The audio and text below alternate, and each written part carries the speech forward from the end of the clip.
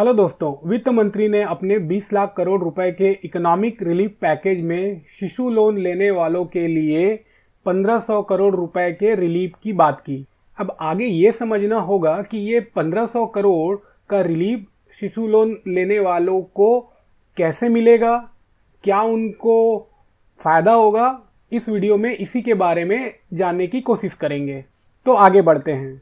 तो वित्त मंत्री ने कहा कि 1500 करोड़ रुपए का इंटरेस्ट सबवेंशन फॉर मुद्रा शिशु लोन।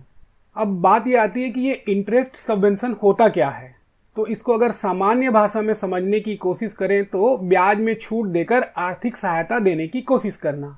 फिर अगला क्वेश्चन आता है कि ब्याज में किस तरह से छूट मिलेगी, क्या ईएमआई कम हो जाएगा।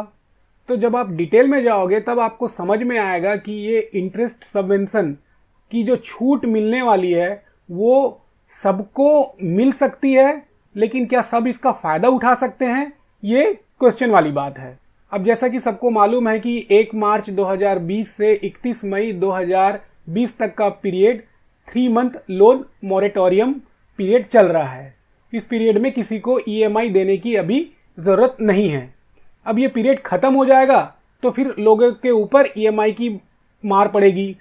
तो उनको रिलीफ देने के लिए वित्त मंत्री ने क्या कहा, 2% interest rate subvention for a period of 12 months to prompt loan payee under the Mudra. मतलब कि 31 मई के बाद जब ईएमआई शुरू होगा तो जो लोग सही समय पे अपना ईएमआई चुकाएंगे उन लोगों को ब्याज दर में 2% का फायदा मिलेगा। मतलब उनको 2% कम ब्याज देना पड़ेगा और ये लागू रहेगा अगले 12 महीने तक। तो अब इससे ये तो समझ में आ रहा है कि इनसे फायदा किसको होने वाला है, जो अपना ईएमआई पे करेंगे। अब जो अपना ईएमआई पे करने की स्थिति में नहीं है उनको इसका फायदा नहीं मिल सकता है। जैसे कि मैंने ये डायग्राम में दिखाने की कोशिश किया है कि जैसे इस पर्सन ने लोन लिया हुआ है, अब वो जो ईएमआई देगा, जब वो ईएमआई देगा तब फिर उसे इंटरेस्ट सबवेंशन के रूप में 2% का ब्याज का फायदा मिलेगा। तो इसमें मुझे लगता है कि हाँ, कुछ लोगों को जरूर फायदा होगा जो अपना ईएमआई जमा करने की स्थिति में हैं, लेकिन जो अपना ईएमआई अभी जमा करने की स्थिति में नहीं है उनके लिए ये 2% इंटरेस्ट रेट सबवेंशन का कोई मतलब शायद ना हो। ये मेरी अंडरस्टैंडिंग है और ये जो भी राय मैं जो बताने की कोशिश कर रहा हूँ ये मेरी राय है। तो मुझे लगता है कि ये 2% इंटरेस्ट रेट सबवेंशन ये अच्छी बात है, ये होना चाहिए ताकि लोग काम करें, पैसा कमाएं और ये 2% का ब्याज बचाने के लिए समय पे ईएमआई पे करें। लेकिन अब जैसे कि मालूम है कि ये शिशु लोन में 50,000 रुपये तक का ही लोन मिलता है। तो मुझे लगता है कि ये जो 3 मंथ लोन मॉरेटोरियम है इसको अगर बढ़ा के 3 महीना और या 6 महीना और कर देते तो इस कैटेगरी के लोग, जो लोग शिशु लोन लिए हुए हैं, उनके लिए बहुत मदद हो जाती। इसके पीछे रीज़न ये है कि अभी स्थिति ऐसी नहीं बनी है कि जैसे ही लॉकडाउन खुलेगा या 31 मई के बाद जून में जो है लोगों के पास में अचानक से बहुत सारा काम आ जाएगा, अचानक से जो है उनके पास में इतनी कमाई हो जाएगी कि वो ईएमआई भी दे देंगे और उसके बाद में वो अपना घर भी चला लेंगे।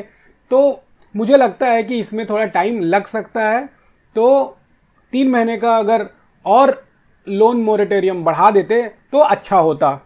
अच्छा, मैंने बात किया था कि 1500 करोड़ का रिलीफ मिलेगा, वो कैसे मिलेगा।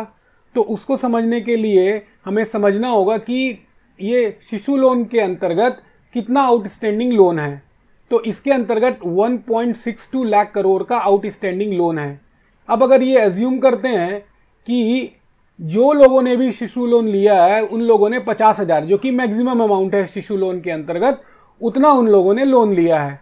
तो ऐसा करने से अगर 2% इंटरेस्ट सबवेंशन बेनिफिट को मिला दें तो करीब 3 करोड़ बोरोवर जो कि शिशु लोन लिए हुए हैं उनको दी जाने वाली 2% इंटरेस्ट सबवेंशन के कारण 1500 करोड़ का रिलीफ उन लोगों को मिलेगा।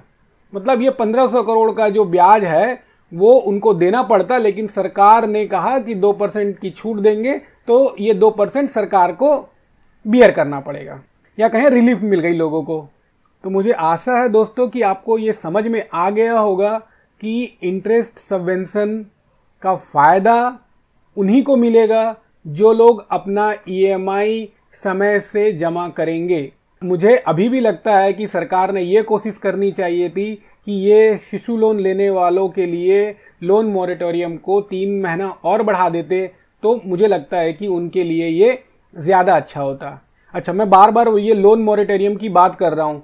लोन मॉरेटोरियम में भी ऐसा नहीं है कि 3 महीने का इनको ईएमआई नहीं देना पड़ा, इसका मतलब वो 3 महीने की ईएमआई छूट हो गई, ऐसा बिल्कुल भी नहीं है।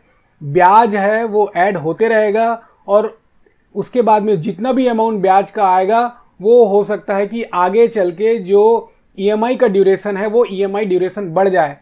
एग्जाम्पल के लिए जैसे कि एजुकेशन लोन होता है, तो बच्चे एजुकेशन लोन लेते हैं और उसके बाद में जब उनका पढ़ाई खत्म हो जाता है, उनकी नौकरी लग जाती है, उसके बाद में उनको ईएमआई देना चालू करना होता है। लेकिन ऐसा नहीं कि जिस समय से लोन लिए हैं और जब तक ईएमआई नहीं दे रहे हैं तो उनका इंटरेस्ट ऐड नहीं हो रहा है, इंटरेस्ट ऐड होते रहता है। तो ये आपको समझना है दोस्तों। इसी तरह के वीडियो के लिए अगर आप मेरे चैनल को सब्सक्राइब करेंगे और नोटिफिकेशन ऑन करेंगे तो आपको मेरे वीडियो आसानी से उपलब्ध हो जाएंगे। अभी के लिए दोस्तों इतना ही, इंतजार करिए मेरे अगले वीडियो का। धन्यवाद।